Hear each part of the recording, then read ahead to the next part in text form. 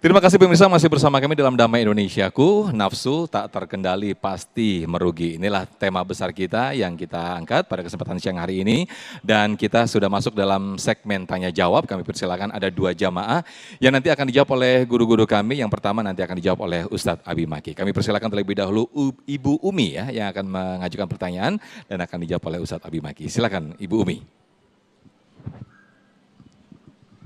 Assalamualaikum warahmatullahi wabarakatuh, Ustadz. Waalaikumsalam. Tadi setelah mendengar apa yang diceritakan bahwa nafsu ada 3 gitu. Nah, saya sebetulnya orang yang nggak sabaran. Jadi mungkin nafsu amarah tadi ya. Maksud saya yang akan saya tanyakan di sini bagaimana langkah-langkah menghadapi nafsu amarah. Bagaimana cara menghindari gitu. Terima kasih Ustaz. Mengontrol diri terhadap yang nggak sabaran tadi ya Ibu Umi. Ini apakah termasuk dalam nafsu amarah bagaimana? Silakan Ustadz Abi Maki. Jazakillah khair. Terima kasih dan pertanyaan sangat luar biasa ini. Izin untuk menyampaikan. Bismillah. Iya. Silakan Ustadz sambil saya temani di bawah sini Ustadz. Masya Allah, iya saya turun juga nanti biar. Siap Ustadz. Masya Allah. Ketika dengan mengatakan tentang masalah amarah. Iya. Siapa di antara kita yang tidak pernah marah? Ada? Nggak ada, kayaknya suka marah semuanya. Pernah gitu ya. Ataupun yang kedua, siapa di antara kita yang pernah dimarahi? Oh juga sering. Nah, enak marah, enak dimarahi. Enakan marah katanya. Subhanallah. Ya, punten ya. Tapi yang jelas dengan mengatakan usikum wa iyaya nafsi bitaqwallah. Marah ini seakan-akan puas untuk kita. Tapi tidak ada orang yang setelah marah saat dia berpikir tadi lawamah itu maka hanya ada dengan penyesalan. Karena apa? Efeknya berat. Punten, ada seseorang saya sampaikan untuk semuanya. Seseorang datang kepada seorang guru, Kiai, saya ini gampang sekali marah, ini gimana caranya ya agar saya ini bisa menstop untuk marah. Saya sampaikan dulu kisah ini. Kata ulama, kiainya mengatakan gini aja. Kamu kalau setiap marah, hitung per hari itu marah berapa kali, setelah itu sekali marah, tempelkan paku di depan pintu. Marah 1 kali, pintu, paku disimpan. 2 kali, paku disimpan. 3 kali, paku disimpan. Dia kaget dalam hari itu dia punya 20 paku nempel. Berarti sudah 20 kali marah beliau ini. Astagfirullah, akhirnya besoknya coba diredam, akhirnya hanya 15. Coba diredam, akhirnya hanya 10. Coba diredam, akhirnya hanya 5. Coba diredam, akhirnya hanya tinggal 2 tiap hari. Akhirnya tidak ada lagi paku yang nempel. Setelah itu, punten, apa yang terjadi?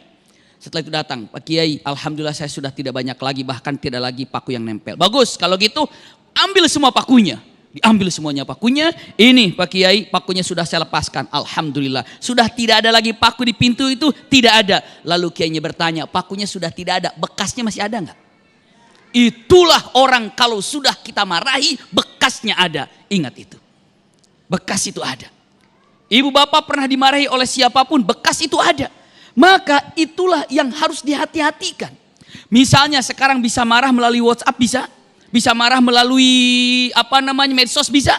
Kalau sama teman lagi marah, ibu kalau lagi marah, ayahanda lagi marah di medsos, catat sepuas-puasnya. Bicara apa? Kok mau bicara apa? Setelah itu apa? Setelah puas, ingat jangan dikirim. Ya, jangan dikirim. Tapi nanti kalau hatinya sudah redup, hatinya sudah tenang, tolong baca lagi. Ibu bapak akan mengatakan, untung gak dikirim. Itu akan pasti mengatakan demikian. Untung saya tidak kirim. Kenapa? Akhiruhun nadamah. Karena yang namanya marah itu ujungnya penyesalan. Ini untuk poin pertama dulu. Yang kedua, gimana caranya ya? Jadi pertama efeknya dulu gitu ya. Tahu. Yang kedua, subhanallah, untuk marah ini makanya tidak ada kata-kata kecuali kalimat yang indah, innamas sabr. Sesungguhnya kesabaran bitasabbur dengan belajar. Belajar. Sampai dengan mengatakan as-sabru inda sadmatil ula. Kesabaran yang paling hebat itu ketika peristiwa pertama kali terjadi. Jadi tahan dulu, itu keutamaan sabar. Dan ini adalah innama yuwaffas sabiruna ajrohum bighairi hisab. Orang yang menahan amarahnya sehingga tidak marah, justru siapa tahu itulah yang akan menjadikan dirinya ahli sorga. Karena apa? Menahan marahnya. Wal kadhiminal ghaidha wal afina anin nas, iya kan? Wal kadhiminal ghaidh, benar-benar untuk menjaga marah. Dan punten, belajarlah. Pertama itu sabr. Belajarlah, sesungguhnya sabar itu tidak datang sendiri tapi belajar dengan kesabaran. Itu yang kedua, punten bunda, ayahanda semuanya. Usikum wa iyaya nafsi bitaqwallah. Perbanyaklah menyebut nama Allah dalam artian zikir.